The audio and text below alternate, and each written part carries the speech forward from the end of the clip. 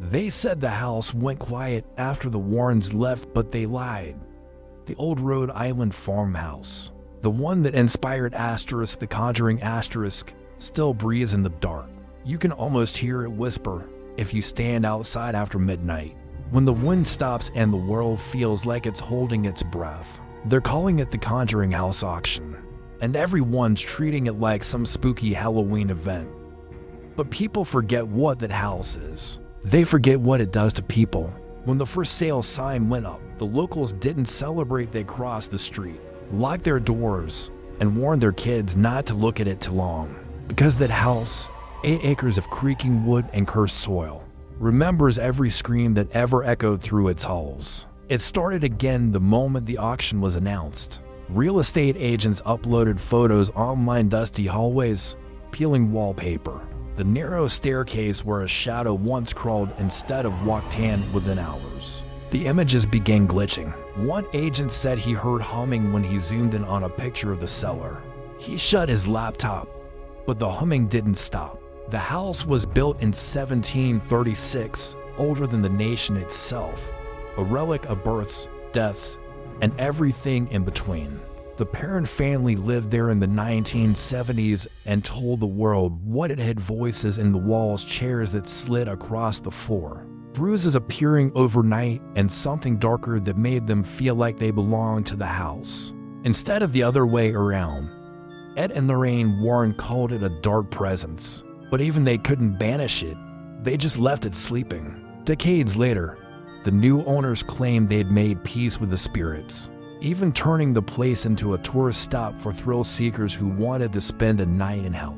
But when the Halloween auction was announced, things started happening again. Camera batteries dry, ning, cold spots appearing out of nowhere, and one visitor swearing he heard a woman's voice whisper, "Don't sell it." That night, the auctioneer's email list mysteriously deleted itself. The security cameras went black, and neighbors said they saw a faint light flickering in the attic window. No one's lived there for weeks, but every night around 3 a.m., the front door creaks open like something inside is waiting for a new owner to step in and stay forever. They say every haunted house has a story, but this one writes its own. After the auction announcement, news crews started camping outside the old farmhouse like vultures waiting for something to happen. Reporters laughed at the local rumors, but not for long. On the third night, one of them, Evan Riggs from a Boston channel, went live from the front yard, joking about America's most famous ghost house when his camera started shaking on its own. The footage cut out mid-laugh.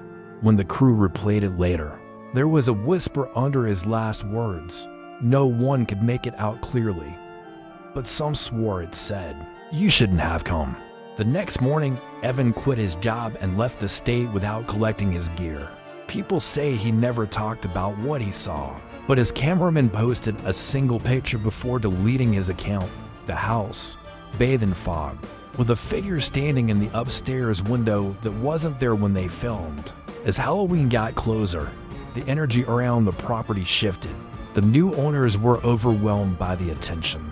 They claimed they kept finding muddy footprints in the hallway every morning, footprints too large to belong to anyone living there. They changed the locks twice, set up motion sensors, and even hired a night guard.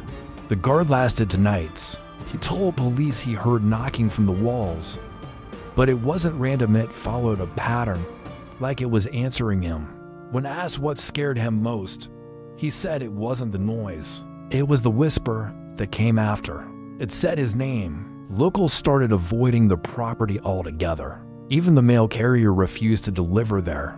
But curiosity doesn't scare easily.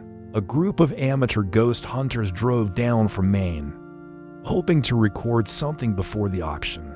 They streamed the whole visit online. Viewers watched in real time as they explored the creaking rooms, joking nervously to mask their fear. At first, it was quiet. Then one of them found a small wooden box tucked inside the fireplace. They opened it on camera. Inside were 5 old photographs, black and white, water damaged, all showing different families standing outside the same house.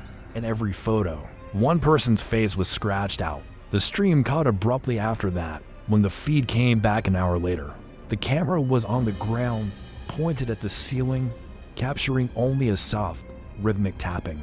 None of the 4 explorers ever posted again. By the second week, the house had become a circus. Paranormal YouTubers, skeptics, even auction bidders all showed up.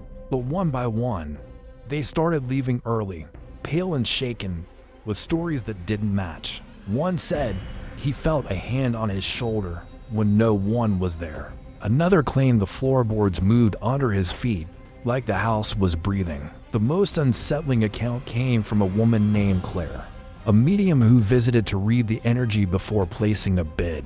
She said she barely made it past the porch before she felt something cold press against her chest. It wasn't a spirit, she told the reporter, trembling. It was the house itself. It knows it's being sold. Still, the auction date stayed locked October 31st. Flyers went up and hundreds registered online. The listing promised a once-in-a-lifetime chance to own a piece of paranormal history. But the closer the date came, the worse things got. The local power grid flickered every night around 3 a.m., always near the house. Traffic lights blinked out. The sheriff's office received reports of screams in the woods behind the property, though no one was found. And then, on October 28th, the real estate agent handling the sale vanished. Her car was discovered still running outside the farmhouse gates, the driver's door open, her phone on the seat playing a voice memo that ended mid-sentence. The last words were faint, but clear enough to send a chill through anyone who heard them. It is not for sale. It never was. Halloween night came cold and silent, the kind of air that feels heavier than it should like. The world is waiting for something to happen, and the old Rhode Island farmhouse sat at the center of it, all dark against the cloudy skylights, flickering like a dying pulse. By sunset, people had gathered along the dirt road, reporters, ghost chasers, and thrill seekers, all waiting for the auction to begin. But the gate was locked, and the auctioneer, a man named Paul Henderson, hadn't shown up yet. His assistant tried calling him, but every call went straight to static.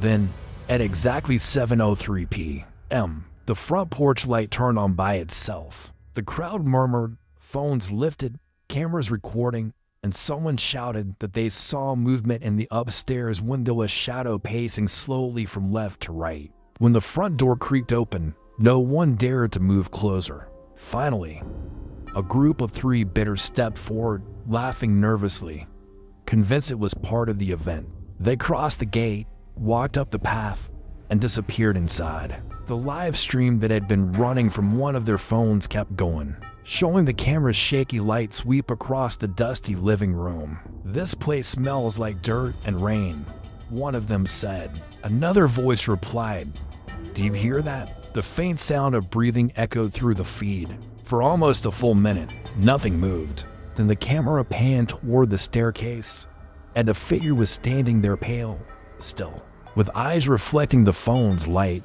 The stream froze. Viewers later said the last frame showed that same figure reaching toward the lens before everything cut to black. Outside, the people waiting began to notice the air change. The temperature dropped fast, breath turning visible, and the old trees surrounding the house started swaying though the wind had died.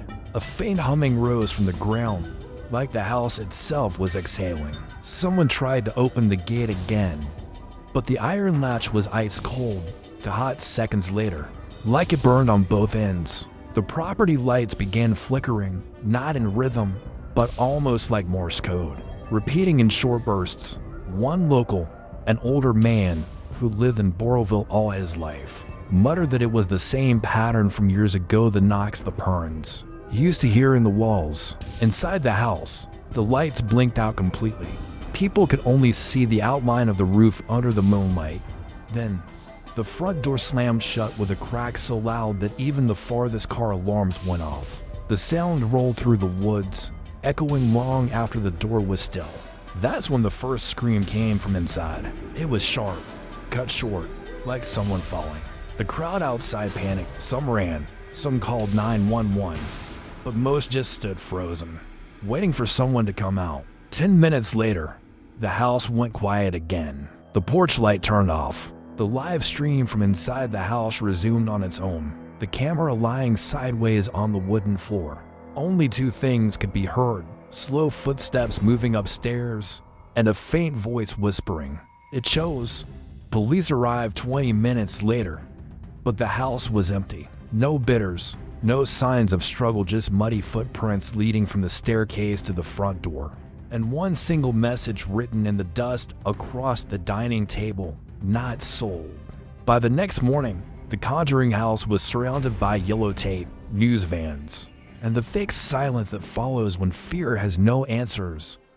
But even the police didn't stay long. The first officers who entered the house came back out less than 10 minutes later, pale and shaking, refusing to speak to reporters.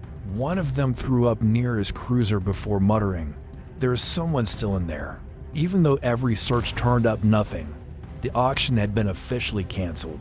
But people online couldn't stop watching the footage, the frozen frame of the figure at the staircase, the last whisper, the final word in dust. The house had gone viral again, just like it had 50 years ago when the parent family story broke. Only this time, the fear wasn't about ghosts. It was about what the house could do to people who entered it. Locals said they heard voices coming from inside at night, not screams, but conversations faint, echoing, as if the walls were repeating memories that didn't belong to anyone living. Someone captured audio from outside the fence one night, and when they played it back, a woman's voice could be heard saying, "It's mine now," followed by what sounded like a door creaking open. Even stranger, everyone who had registered for the auction received the same anonymous email the following day. The subject line read, "Asterisk property transferred."